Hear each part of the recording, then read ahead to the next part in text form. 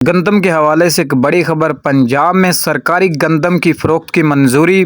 پنجاب کابینہ کا 12 لاکھ ٹن گندم سرکاری گندم کی فلور مل کو ریلیز کرنے کی اجازت۔ لاہور پنجاب میں سرکاری گندم کی 2 قیمتیں مقرر کی گئیں۔ ملتان، بہاول نگر اور ڈی جی خان ڈویژن میں سرکاری قیمت 2800 روپے فی من، ساہیوال، سرگودا، گوجرانوالہ، راولپنڈی اور فیصل آباد میں 2900 روپے فی من۔ محکمہ خوراک کے پاس 22,68,000 میٹرک ٹن گندم کا ذخائر موجود ہے۔ محکمہ خوراک کے کھلے مقامات پر موجود 6 لاکھ ٹن سرکاری گندم کی نکاسی کا سرکاری گندم کو ریلیز کے لیے مارکیٹ میں آٹے کی قیمتیں مستقر رہیں گی، یعنی برقرار رہیں گی مارکیٹ میں قیمتیں۔ اوپن مارکیٹ میں گندم کے وافر ذخائر یعنی سٹاک موجود ہے۔ سرکاری گندم کی نکاسی زیادہ تر نہیں ہوگی۔ مارکیٹ ذرائع کے مطابق یعنی پنجاب میں اس ٹائم 2 قیمتیں چل رہی ہیں، مختلف شہروں میں 2800 روپے، جبکہ فیصل آباد، راولپنڈی، ساہیوال، گوجرانوالہ اس میں 2900 روپے فی من مقرر کی جانے کے امکانات، یعنی سال 2025 کے لیے فلور مل کو جو حکومت کی طرف سے کوٹا ریلیز کرنے کے امکانات ہیں وہ